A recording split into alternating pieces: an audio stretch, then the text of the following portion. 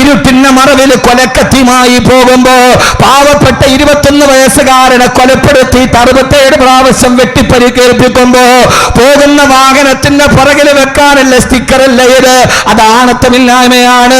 വെട്ടിക്കൊല്ലാൻ പോകുന്നവൻ എന്തിനാണ് വേറൊരുത്തിന്റെ മേലെ കരിനിഴൽ ചാത്തുന്നത്? വേറൊരു സമുദായത്തിന്റെ മേലെ ചാത്തുന്നത് എന്തിനാണ്? വീരവാദം പറയുന്നവർ അതേപോലെ നെഞ്ചുറപ്പോടെ ചെയ്യണം. അപകടകരമാണ് ഇത്. ഈ രാഷ്ട്രീയ കൊലപാതകങ്ങൾ കയറിക്കിടക്കാൻ ഒരു കൂരയില്ലാതെ കൊച്ചുനാളിലെ ഭർത്താവിനെ നഷ്ടപ്പെട്ട് തനിക്കൊരത്താണിയാകുമെന്ന് കരുതിയിട്ട് തന്റെ പ്രിയപ്പെട്ട മകനെ വളർത്തിയ 21 വയസ്സ് വരെ അസ്ലമെന്ന പൊന്നുമോനെ വളർത്തിയ പ്രിയപ്പെട്ട ഉമ്മ അസ്ലമിന്റെ വെട്ടിക്കീറപ്പെട്ട മയ്യത്ത് കൊണ്ടുപോകുമ്പോ ആ മയ്യത്തൊന്ന് കെട്ടിവെക്കാൻ ഓർക്കാട്ടേരിയിൽ തൂണേരിയിൽ അസ്ലമിനൊരു വീടുണ്ടായിരുന്നില്ല. ഇതുപോലൊരു വാട്സപ്പ് ഗ്രൂപ്പുകാർ പിരിവിട്ടിട്ടുണ്ടാക്കിയ വെക്കാൻ വെച്ചു കൊടുത്തൊരു വീടിന്റെ പാതിവടിയിൽ നിൽക്കുമ്പോ പൊന്നുമോനെ മയ്യത്ത് വെക്കാൻ സ്വന്തമായിട്ടൊരു വീടില്ലാതെ വാടകത്തിണ്ണയിലേക്ക് മകന്റെ മയ്യത്ത് കൊണ്ടുവരുമ്പോ ഉപ്പയില്ലാതെ വളർത്തിയ മോൻ നാളെ ചെന്നൈയിലേക്ക് ജോലിക്ക് പോകാൻ ടിക്കറ്റ് ബുക്ക് ചെയ്തിട്ടുണ്ട്. ഉമ്മാക്ക് ഒരു നേരത്തെ ഭക്ഷണം കൊടുക്കാൻ അന്നം കൊടുക്കാൻ പോകുമ്പോ ആ പോകുന്നവനെ വെട്ടിക്കൊലത്തോടുമ്പോ മുമ്പിൽ വന്ന ജില്ലാ തിരക്കർ പ്രശാന്ത് പോലും അസ്ലമിന്റെ ഉമ്മയുടെ ചോദ്യത്തിന്റെ മുമ്പിൽ പൊട്ടിക്കരയുമ്പോ ഓരോരുത്തരോടും ഞാൻ പറയുകയാണ്, രാഷ്ട്രീയ കൊലപാതകങ്ങൾ കേരളത്തിൽ അവസാനിക്കണം. ചോര കൊണ്ടുള്ള കളി അവസാനിക്കണം. അത് മാർക്സിസ്റ്റ് പാർട്ടി ആകട്ടെ, അത് UDF ആകട്ടെ, അത് LDF ആകട്ടെ, ആശയങ്ങൾ കൊണ്ട് എതിർക്കപ്പെടണം. ആശയത്തിന്റെ സംഘടനമാണ് വരേണ്ടത്.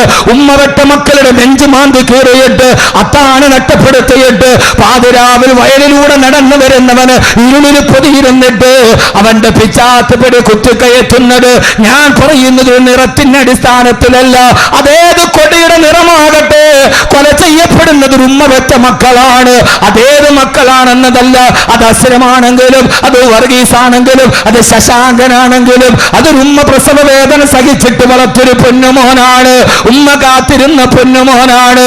ഉമ്മക്ക് പോലും മുത്തം കൊടുക്കാൻ കഴിയാറ് പാവപ്പെട്ട മനുഷ്യന്റെ രക്തം കൊണ്ടുള്ള ഈ കളി രാഷ്ട്രീയ നേതൃത്വമേ നിങ്ങൾ അവസാനിപ്പിക്കണം. ഇത് കബീർ വാക്കബിയുടെ ഒരു അഭ്യർത്ഥനയാണ്. എന്റെ പ്രിയപ്പെട്ട സഹോദരങ്ങള്, ഇത്രയേറെ സാംസ്കാരിക പുരോഗതി വരിച്ചിട്ടും ഇത്രയേറെ സംസ്കാരം ഉണ്ടായിട്ടും എന്തേ കേരളത്തിന്റെ മണ്ണിത്ര അശാന്തിയിലായി? ക്രിക്കറ്റിന്റെ സ്കോർ ബോർഡ് നോക്കുന്നത് പോലെ കൊല ചെയ്യപ്പെട്ടവന്റെ എണ്ണം നോക്കുന്ന ഇതാപത്താണ്. രാഷ്ട്രീയ പാർട്ടികൾ ആശയം കൊണ്ട് സംവദിക്കണം. ആശയം നഷ്ടപ്പെടുമ്പോഴാണ് ആയുധമെടുക്കേണ്ടി വരുന്നത്. ആശയത്തിന് ദാരിദ്ര്യമുള്ളപ്പോഴാണ് ആയുധമെടുക്കേണ്ടി വന്നത്. അതുകൊണ്ട് കൊടിയുടെ നിറമില്ലാതെ ഒരു രാഷ്ട്രീയ പക്ഷപാതിത്വമില്ലാതെ ഞാൻ വിളിക്കുകയാണ്, കേരളത്തിന്റെ മനുഷ്യത്വമുള്ള മക്കളെ, ഈ കൊലവെറി അവസാനിക്കണേ. ഈ കൊലവെറി അവസാനിക്കണേ. അല്ലാഹു കേരളത്തിന്റെ മണ്ണിൽ ശാന്തി നൽകുമാറാകട്ടെ, ശാന്തി നൽകുമാറാകട്ടെ, സമാധാനം നൽകുമാറാകട്ടെ. അതുകൊണ്ടാണ് പാണക്കാട് സയ്യിദ് ഹൈദരലി ശിഹാബ് തങ്ങൾ സമാധാനം പാലിക്കണം, സംയമനം പാലിക്കണം, ഏറ്റെടുക്കണം. ഈ രാഷ്ട്രീയ കൊലപാതകങ്ങൾ അവസാനിക്കണം. മനുഷ്യന്റെ ചിതറിത്തെറിച്ച കുടൽമാലയുടെ മുകളിൽ രക്തസാക്ഷി മണ്ഡപങ്ങൾ അവസാനിക്കണം. ഇനി കോട്ടക്കലങ്ങാടിൽ വെയിറ്റ് ഷെഡിൽ ഒരു ചെറുപ്പക്കാരന്റെ പേരെഴുതി വെക്കരുത്. ഇനി നാദാപുരത്ത് വെയിറ്റ് ഷെഡിൽ ഒരു ചാവപ്പെട്ട ചെറുപ്പക്കാരൻ പേരെഴുതി വെക്കരുത്. ഇനി ഒരു പതാക കൊണ്ടൊരു രക്തസാക്ഷിയെ പുതപ്പിക്കേണ്ടി വരരുത്. കേരളത്തിന്റെ മണ്ണ് സൗഹാർദ്ദത്തോടെ ജീവിക്കാൻ നമുക്ക് കഴിയേണ്ടതുണ്ടെന്ന് രാഷ്ട്രീയ നേതൃത്വം ഇതിന് മാതൃക കാണിക്കണം. രാഷ്ട്രീയ നേതൃത്വങ്ങൾ ഇതിന് മുൻകൈയെടുക്കണം. തങ്ങളുടെ അണികളെ നിയന്ത്രിക്കാൻ ഓരോ നേതൃത്വത്തിനും ബാധ്യതയുണ്ട്. കുല്ലുക്കും റായിൻ വ കുല്ലുക്കും മസ്ഊലുൻ അൻ റഅയതിഹി.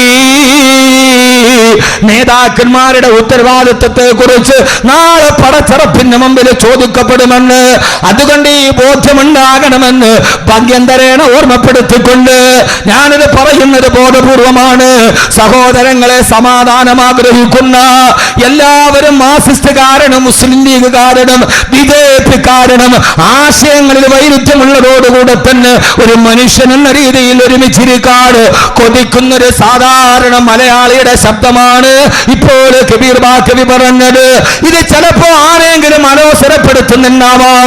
പക്ഷേ ഈ കേരളത്തിന്റെ അങ്ങാടിയിൽ പച്ചക്കറി വാങ്ങിക്കുന്ന അസ്ലം എന്ന മതശരീരം ടിവിയിൽ കണ്ടിട്ട് ആരുമല്ലാതെ അസ്ലമിന്റെ ആരുമല്ലാതെ തിരുവനന്തപുരത്തെ കടപ്പുറത്തിരുന്നിട്ട് പൊട്ടിക്കരയുന്ന മലയാളി വിത്തമ്മയുടെ ശബ്ദമാണ് ഈ കബീർ ബാക്കവി പറയുന്നത്. അതുകൊണ്ട് ഇതൊരു മലയാളിയുടെ, ഒരു സാദാ സീത എന്നെ പോലെ നന്മ ആഗ്രഹിക്കുന്ന, നല്ലതിനെ പ്രശംസിക്കുന്ന ഒരു സാദാ മലയാളിയുടെ ശബ്ദമാണ്. അല്ലാഹു നമുക്ക് ഈ സമുദായത്തിൽ അല്ലാഹു സമാധാനം ഈ ലോകത്തിന് നൽകുമാറാകട്ടെ, സമാധാനം നൽകുമാറാകട്ടെ. ഏത് പ്രതിസന്ധി വന്നാലും സഹോദരങ്ങളെ സംയമനം കൈവിടരുത്. അപ്പോഴൊക്കെ പറയണം, അതല്ലേ പഠിപ്പിച്ചു തന്നത് ആദരവായ പ്രവാചകൻ നബി മുഹമ്മദ് മുസ്തഫ.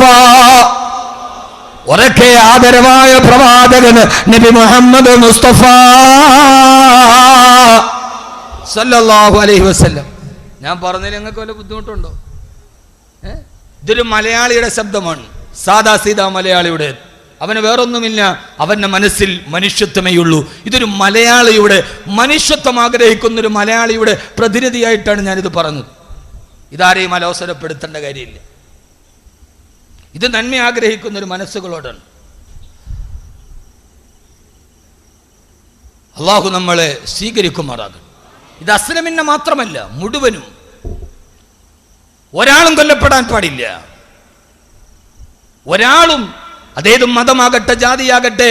മനുഷ്യൻ വലഖദ് കറംനാ ബനി ആദം, ആദമിന്റെ മക്കളെ അള്ളാഹു ബഹുമാനിച്ചതാണ്. അള്ളാഹു ബഹുമാനിച്ചവനാണ് ആദമിന്റെ മക്കൾ. ആദമിന്റെ മക്കളെ അള്ളാഹു ബഹുമാനിച്ചവനെ നമ്മളും ബഹുമാനിക്കണം. ഇതാണ് മുസ്ലിമിന്റെ വിശ്വാസം. ആ വിശ്വാസത്തിന് വേണ്ടി നാം നിലനിൽക്കണം. അതിനെതിരെയുള്ള എല്ലാ പ്രവർത്തനങ്ങളും തലയെറുത്തുകൊന്ന മുസ്ലിം അല്ല. പാവപ്പെട്ട നിരപരാധിയെ കടപ്പുറത്ത് നിരത്തി വെച്ച് കരുത്തറത്ത് കൊല്ലുന്ന IS അത് ഇസ്ലാമല്ല. നമ്മുടെ കുട്ടികളോട് പറഞ്ഞു കൊടുക്കണം. നമ്മുടെ കുട്ടികളോട് പറഞ്ഞു കൊടുക്കേണ്ടത് അള്ളാഹുവിനെ കുറിച്ചാണ്, അവന്റെ കാരുണ്യത്തെ കുറിച്ചാണ്. തഖല്ലഖൂ ബി അഖ്ലാഖില്ല. മുത്തുനബി പഠിപ്പിച്ചു തന്നു, അള്ളാഹുവിന്റെ സ്വഭാവം നിങ്ങൾക്ക് ഉണ്ടാവട്ടെ. അവൻ ഏത് തെമ്മാടിയോടും കരുണ കാണിക്കുന്നവനാണ് അള്ളാഹ്. അള്ളാഹു നമുക്ക് ആ ബോധം നൽകട്ടെ. ഒന്നാമീൻ പറ മനുഷ്യന്മാരെ. ഞാൻ പറഞ്ഞതിൽ നിങ്ങൾക്ക് വല്ല പ്രതിഷേധം ഉണ്ടോ? ഉണ്ടെങ്കിൽ എനിക്കൊരു ചുക്കുമില്ല. ഞാനിതാരെയും ഒരാളെ പ്രീണിപ്പിക്കാൻ എന്തെങ്കിലും വിളിച്ചു പറയണ സ്വഭാവം എനിക്ക് പണ്ടേ ഇല്ല.